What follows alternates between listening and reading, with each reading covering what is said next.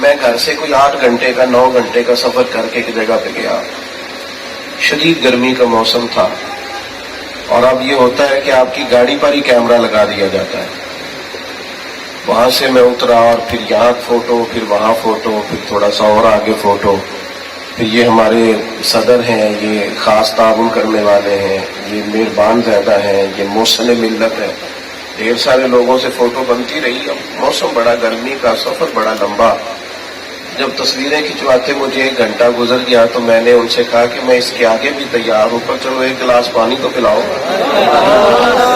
1 glass, اوہ بھول گئے، ذہن میں نہیں رہا، یاد نہیں رہا۔ میں نے کہا یار یوں تو نہ کرو، اور یہ ایسا ہوا، واقعی سچ بول رہے تھے، یاد نہیں رہا، کیونکہ اتنا سوار ہو گیا ہے کیمرہ ہمارے ذہن پر، اس قدر زیادہ الجھ گئے۔ شہرت سارا کچھ نہیں ہے۔ مصنف ابن ابی شیبہ دیکھ رہا تھا، تڑپ گیا۔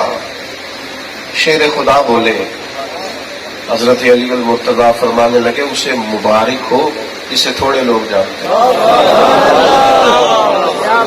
اسے مبارک ہو جسے تھوڑے لوگ۔ اٹھ بلیا چل اوتھے وسیے جتھے بس دے سارے انے، نہ کوئی ساڈی ذات پچھانے نہ کوئی سانو منے۔ دوستو، مقصد حیات جو کتاب و سنت دیتا ہے اس پر غور کرو، اور اگر آپ کا خیال ہے کہ اقتدار بڑا مقصد ہے، جتنا مجبور دنیا میں کرسی پہ بیٹھا ہوا شخص ہوتا ہے اتنا کوئی بھی نہیں ہوتا۔ اپوزیشن نے صرف تنقید کرنی ہے، اس کے ذمہ صرف تنقید کرنا ہے، اس نے کام نہیں کرنا ہوتا۔ لیکن جو آدمی اقتدار پہ بیٹھتا ہے نا، اب کوئی غلط معنی نہ لے لینا، ہمارے ہاں لوگ پتہ نہیں کب کا کلپ ہوتا ہے، پتہ نہیں کب جوڑ دیتے ہیں۔ اللہ تعالیٰ معاف فرمائے، ہم سیاسی معاملات سے ویسے ہی بڑا دور رہتے ہیں، اور اس لیے نہیں کہ سیاست کو ہم سمجھتے ہیں کہ ہمیں پتہ نہیں ہے، ہم بڑے غیر سیاسی، سمجھ ہے، لیکن یہ جو ماحول ہے نا ہمارا، اس ماحول میں پتہ نہیں کب کی بات ہوتی ہے، کب لے آتے ہیں، کب کاٹ دیتے ہیں۔ کاٹنے والے اتنے سیانے، سمجھ نہیں آتی بات کہاں کی تھی، لگ کہاں گئی۔ کرنے والے کو بھی نہیں پتا ہوتا یار میں نے تو یہ یہاں کی نہیں، اس کا مقصد ہی یہ نہیں تھا۔ ایسے وہ کسی نے کہا تھا کہ اشعار لوگ اس قدر زیادہ ہوتے ہیں کہ وہ یاری یوں کرتے ہیں کہ وہ سمجھ ہی نہیں آتی، مطلب وہ جھوٹ یوں لگتا ہے کہ سچ سے زیادہ پیارا لگ رہا ہے معاذ اللہ۔ تو اس لیے اس طرح کا کوئی کام نہ کریں۔ وہ کسی نے کہا تھا کہ کی محبت تو سیاست کا چلن چھوڑ دیا، ہم اگر عشق نہ کرتے تو حکومت کرتے۔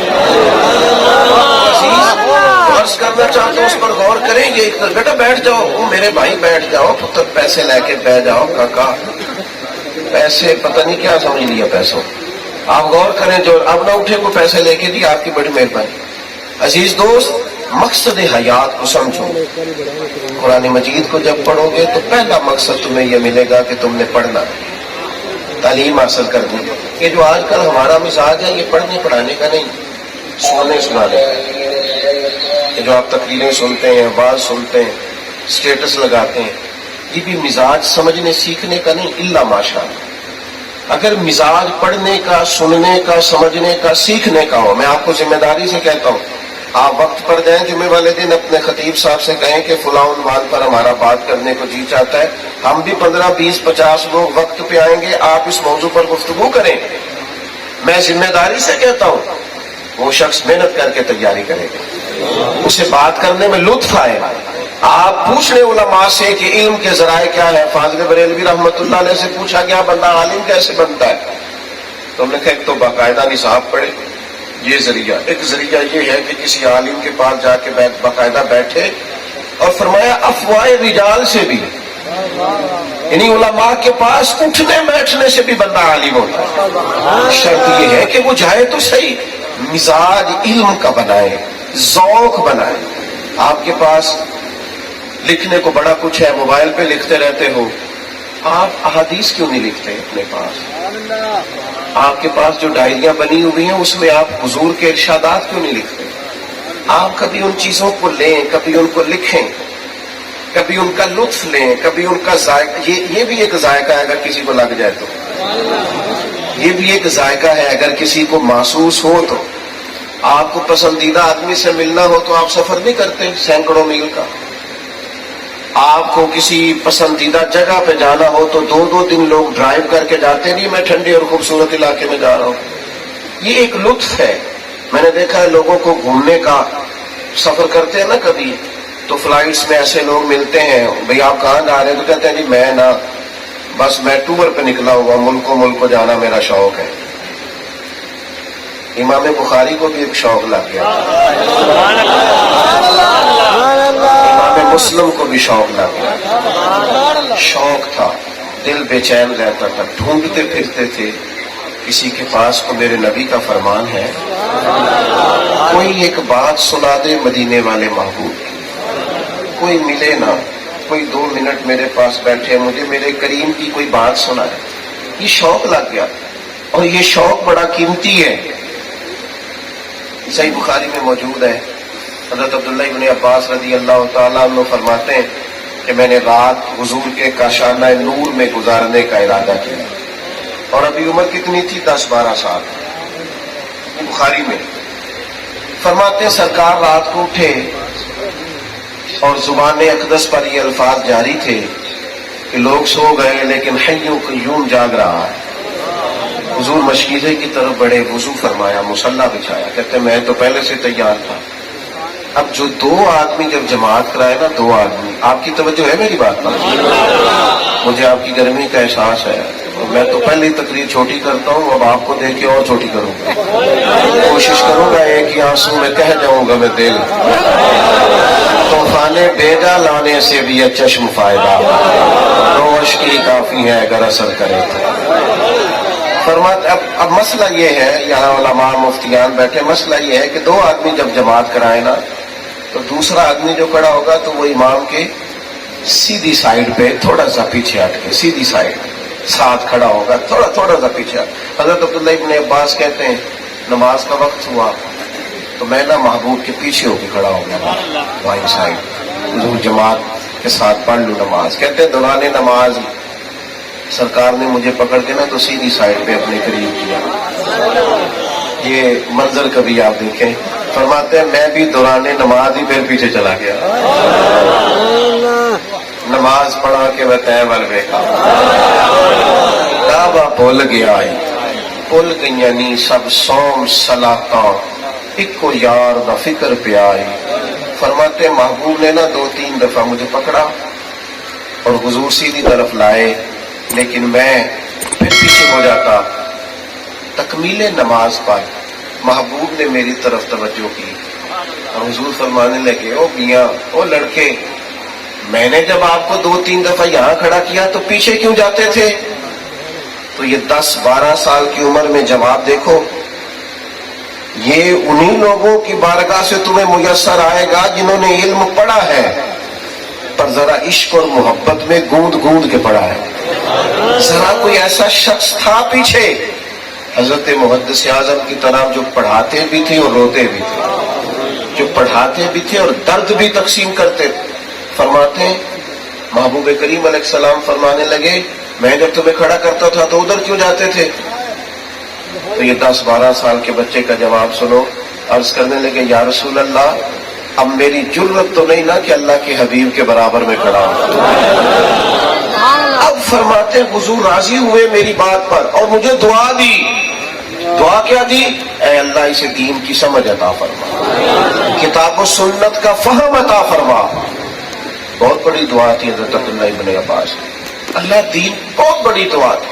تو چاہیے تھا نا وہ خاموشی سے گھر بیٹھتے اور فرماتے کہ مجھے دعا مل گئی ہے، اب تو علم لدنی کا دروازہ بھی کھلے گا، جس طرح آج کل سارے پیروں کے بچوں کے لیے کھلا ہوا ہے۔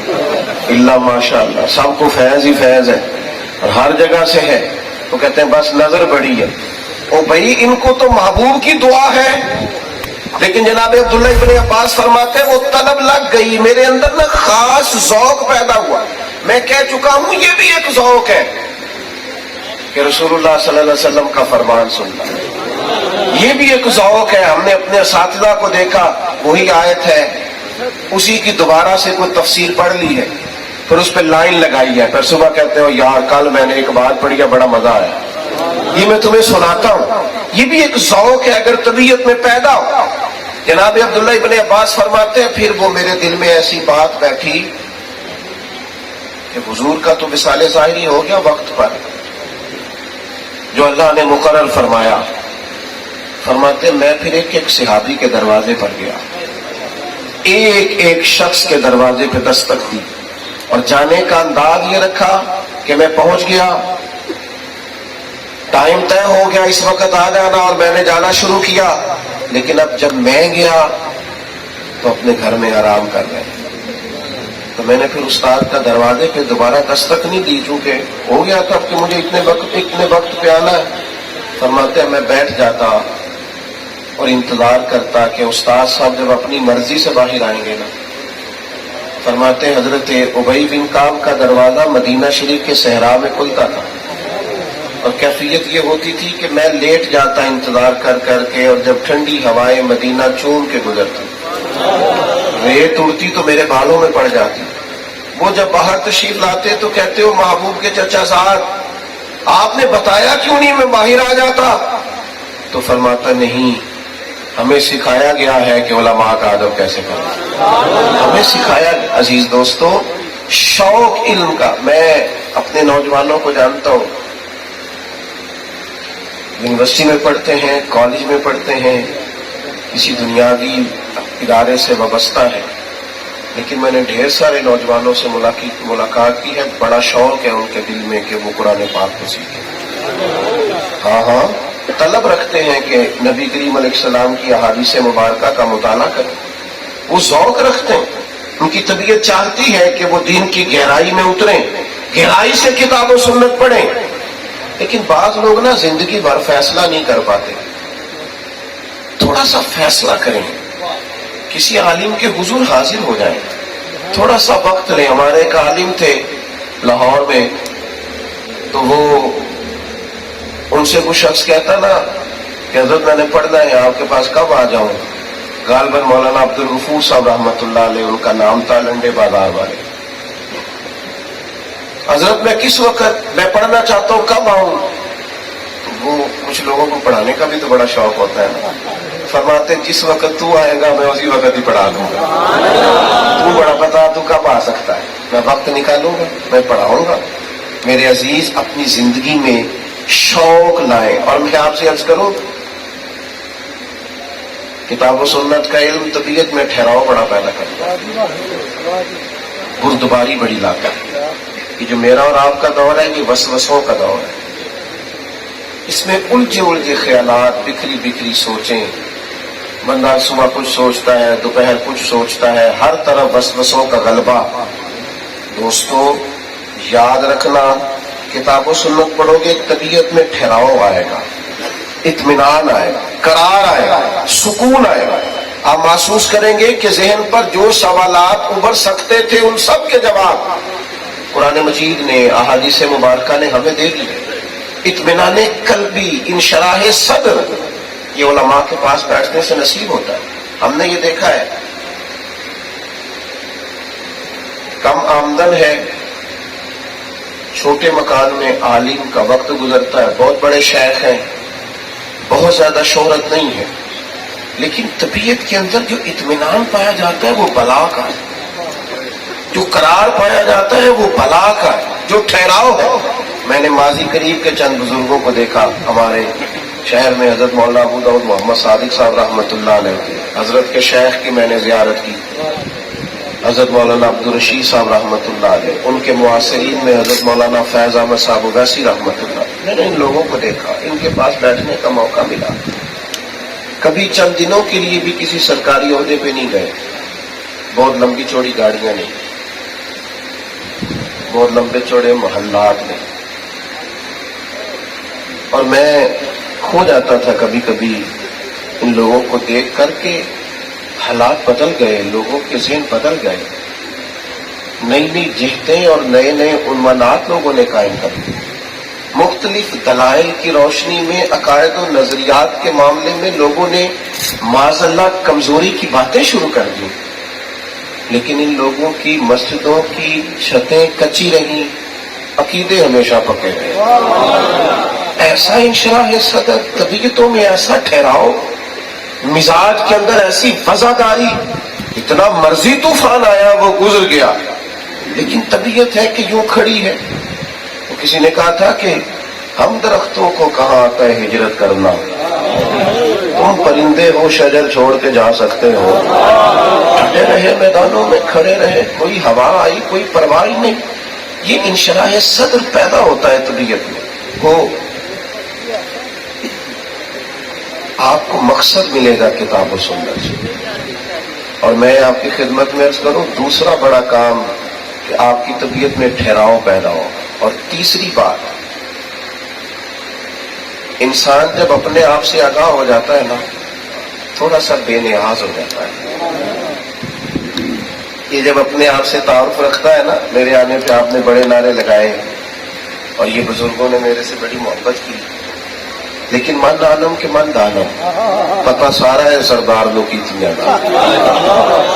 جب آپ اپنے آپ سے آگاہ ہوتے ہیں نا، اپنے آپ سے، یہ قرآن و سنت کا علم آپ کو وہاں کھڑا کرتا ہے. جب آپ اپنے آپ سے آگاہ ہوتے ہیں نا، تو آپ کسی غلط فہمی کا شکار نہیں ہوتے. آپ کی طبیعت کبھی آپ کو اس طرف مائل نہیں کرتی کہ مستند ہے میرا فرمایا ہوا. آپ اپنے کتاب و سنت کی روشنی میں آپ اپنے لیے رستے بناتے ہیں. آپ کمزور نہیں پڑتے. آج جو انا کی جان گئے نا، بے تحاشا، یہ بھی صرف اس صورت میں ہے کہ جب ہم آگاہ نہیں ہیں اپنے آپ سے. اگر ہم آگاہ ہو جائیں نا، بخاری میں موجود ہے، حضرت سیدنا ابو ذر غفاری رضی اللہ تعالیٰ عنہ نے اسی طرح کا لباس پہنا تھا جس طرح کا ان کے غلام نے پہنا تھا. اچھا، آج جو بڑی ہیومن رائٹس کی بات کرتے ہیں نا، انسانی بنیادی بڑی بات کریں گے، بڑے بڑے لمبے لیکچر دیں گے، اس بندے کو آپ تھوڑا سا ریڈ کریں جو کہہ رہا ہے انسانی حقوق بڑے ہونے چاہیے، بڑی عظیم الشان تقریر کر رہا ہے اور زبردست وہ کہتا ہے یہ میرے پاس چارٹر ہے، یہ میں نے ورک پالیسی بنائی، یہ اس ترتیب سے ہم لوگوں کو. آپ اسی بندے کو ریڈ کریں، وہ بیچارہ اتنا کمزور آپ کو نظر آئے گا کہ اپنی گاڑی کا دروازہ بھی خود بند نہیں کرتا. 4 پیسے آ گئے ہیں اب ڈرائیور رکھنے کے، تو اس کی خواہش ہے دروازہ بھی یہی کھولے. اور تقریریں ہو رہی ہیں انسانی حقوق پر، بات ہو رہی ہے انسانی. مجھے ایک بات معذرت کے ساتھ یہاں یہ بھی کرنی پڑے گی، اگر کسی جگہ خانقاہ نظم میں بھی آپ کو کوئی ایسی صورت نظر آتی ہے نا، تو وہ بھی قابل اصلاح ہے، وہ بھی قابل اصلاح ہے. یعنی مرید اگر غریب آ گیا ہے تو پھر آپ کا لہجہ اور ہے، اور اگر وہ تگڑا آ گیا تو پھر آپ خود جانا، آپ اس کو لینے جا رہے ہیں دروازے پہ اور چھوڑنے جا رہے ہیں. یہ معیار بھی درویشوں کا مقرر کردہ نہیں ہے، یہ بھی معیار درویشوں کا بنایا ہوا نہیں ہے. دولت دے کے آپ عزت کریں گے. حضرت ابو ذر غفاری رضی اللہ تعالیٰ عنہ فرماتے ہیں کسی بات میں شکل انجی ہو گئی تھی میری سیدنا بلال سے.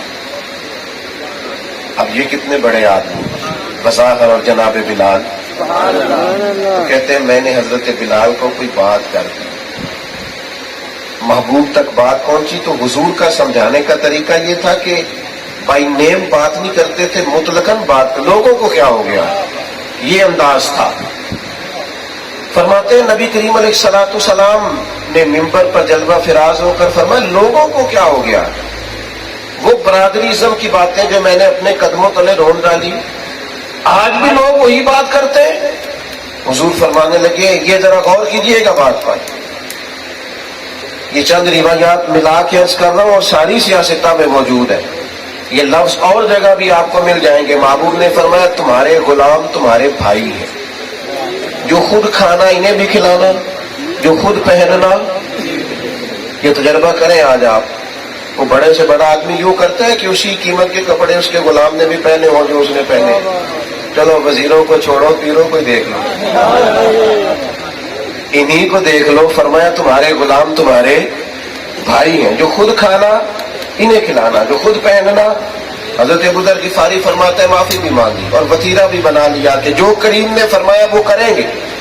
یہ کتاب و سنت کا علم یہ شعور دیتا ہے آپ کو، یہاں تک آپ کے لیول کو بلند کرتا ہے کہ انسانیت آپ کی نظر میں کتنی بڑی ہو جاتی ہے.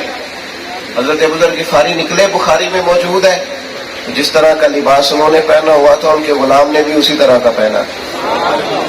تو ایک شخص نے سوال کھڑا کر دیا، یہ ہوتا نہیں تھا، یہ بے موسم پھل تھا. ایک شخص نے سوال کھڑا کیا کہ جناب حد ہو گئی، اس ماحول میں بھی آپ کا یہ رویہ ہے کہ وہی لباس پہننا ہے جو آپ کے غلام نے پہنا ہے. تو حضرت ابو ذر غفاری فرمانے لگے پہلے ایسے نہیں تھے، پر جب سے مدینے والے کا کلمہ پڑا ہے، جب سے کتاب و سنت سے تعارف ہوا ہے، شخصیت میں یہ نکھار آیا، جب انسانوں سے پیار ہو گیا، اب چھوٹا بڑا اس کا کوئی فرق ہمیں نظر نہیں آتا. اپنی زندگی میں کتاب و سنت سے جب تعارف کرو گے، پہلی بات تو یہ کہ علم حاصل کریں. وہ کرے گا کہ آپ مقصد زندگی سے آگاہ کرے گا، آپ کی طبیعت میں ٹھہراؤ لائے گا. وہ کرے گا کیا؟ وہ آپ کو انسانوں کا پیار دے گا. بات سمیٹنے کی طرف بڑھ رہا ہوں.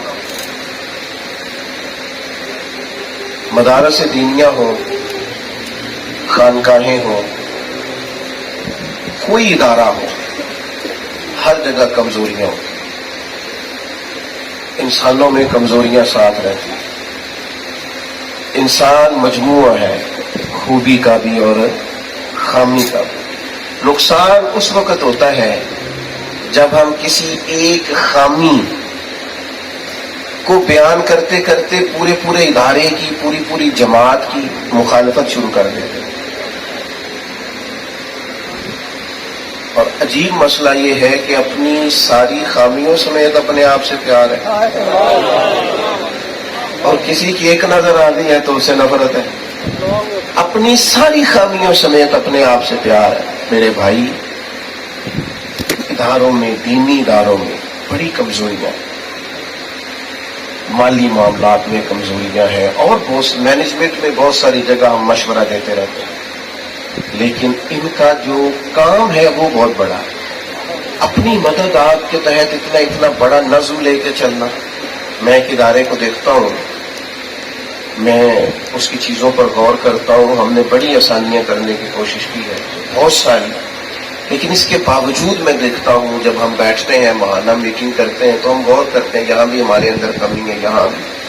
میں آپ کی خدمت میں صرف یہ عرض کرنا چاہتا ہوں کہ وہ ایک آدھ کمی جو آپ کو کہیں نظر آئے وہ آگے بڑھیں اور اس کا مشورہ دیں، لیکن باقی آپ اپنے اداروں کے ساتھ پوری طرح جڑ جائیں.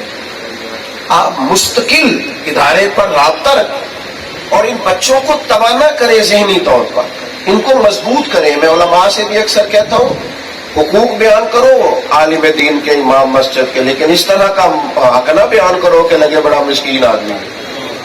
ہر وقت آپ اس طرح کا رویہ اختیار کریں کہ یہ سوسائٹی کا سب سے غریب آدمی یہی ہے. میں اپنے ادارے سے باہر نکل رہا تھا ایک دن، تو ایک صاحب ایک ہوٹل کو، میرج ہال کو چلاتے ہیں، مینج کرتے ہیں، تو چابیاں لہراتے لہراتے گاڑی سے اترے. پیر صاحب رکیے گا، پیر صاحب رکیے گا. تو میرے پاس آ گئے، سلام کلام کے بعد کہنے لگے وہ ایک بارات آئی تھی، کچھ کھانا اس میں پڑ گیا، پھر ہم نے مزدوروں کو بھی کھلایا، پھر بھی بڑھ گیا، تو آپ طالب علموں کے لیے اسے منگوا لیں، میں نمبر دے دیتا ہوں، وہ لڑکا موجود ہے تو کسی کو بھیجیں. مجھے غصہ بڑا کم آتا ہے، لیکن اس کا یہ مطلب نہیں کہ آتا ہی نہیں. ہاں، ایک سیٹ تے پکڑا کوار گندل اسی اور بھی بوٹیاں جا کم آتا ہے، لیکن اس کا یہ مطلب تو نہیں کہ آتا نہیں. تو میں پھر گاڑی سے نیچے اتر آیا. میں انہوں آخیا ابو نہ ساڈے مدرسے دے آلے دوالے نظر نہ آئی، جو سب سے بچ گیا ہے وہ میرے طالب علم کھائیں گے، وہ پتہ ہی کوئی نہیں. میں کہ تو روٹی کدی چکھی نہیں جڑی کئی باری اسی کھا ڈال چڑی. خبردار، آج کے بعد ایسا رویہ اختیار کیا. 3 قسم کا مینیو الگ الگ صبح دوپہر شام ہم نے بنا کے دیا، طالب علموں کے مشورے سے طے کیا. مینو تو ایک بچہ آ کے انہیں والد آ کے کہنے لگا تھوڑا کم ہولا کرو، منڈا گھر جا کے روٹی پسند نہیں کرتا. میں نے کہا خدا کے بندے، تو مطلب ہمیں کیا سمجھتا ہے؟ ہمارا معیار ہے، ہمارا وقار ہے. ہم سوسائٹی کے اندر جب نکلتے ہیں تو اللہ کا فضل ہے، خدا کی دی ہوئی عزت کے ساتھ نکلتے ہیں. کمزوری نہ دکھائیں اپنی زندگی میں، کبھی کمزوری نہ دکھائیں. اور آپ سے بھی عرض کروں گا، ناراض نہیں ہونا آپ نے. بچہ لے کے آ گئے، ایک دوست کہنے لگے انہوں داخل کر لو، ساڑی بھی بخشی کا ذریعہ بن جائے. میں کہ تو تے سارا نانا لا، تو بھی داخل ہو مدرسے تاکہ تو کسی دی بخشی کا ذریعہ بنے. یہ کیا چکر ہے؟ ابھی آپ جوان ہیں، آپ رات کی کلاس میں آ کے بیٹھے، آپ خود بھی پڑھیں. یہ کیا بات ہوئی؟ یہ پڑھیں اور آپ پھریں. تمام صحابہ نے بڑی عمر میں علم حاصل کیا ہے، آپ بھی آئیں. آپ کو درجنوں بیسیوں سینکڑوں مثالیں ملیں گی. 40 سال کی عمر میں لوگ دین پڑھنے آئے. یہ رسول اللہ کا دین ہے.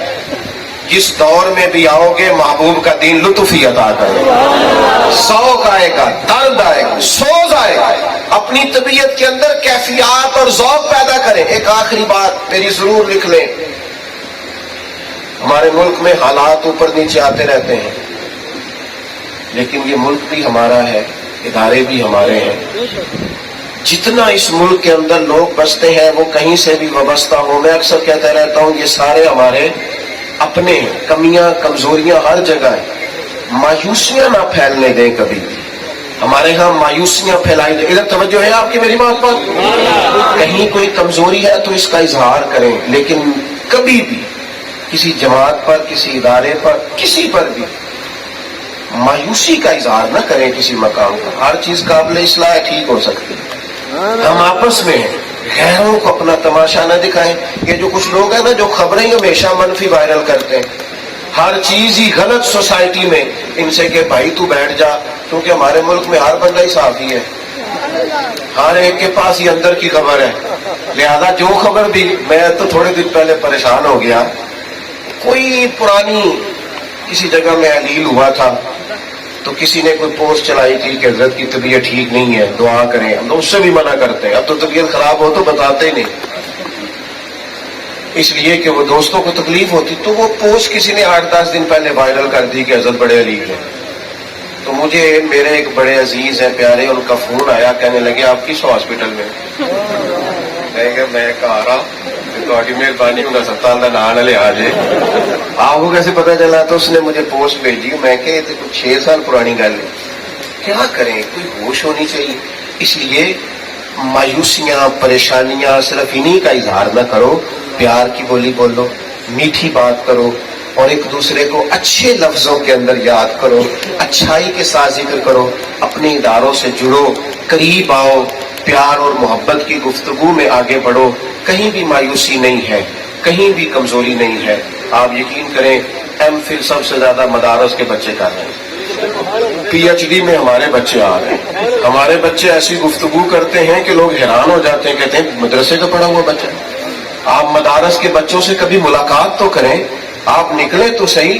انشاءاللہ یہی چراغ جلے گا تو روشنی ہوگی. اللہ تعالیٰ قبلہ شاہ صاحب کی سرپرستی میں چلنے والے اس ادارے کو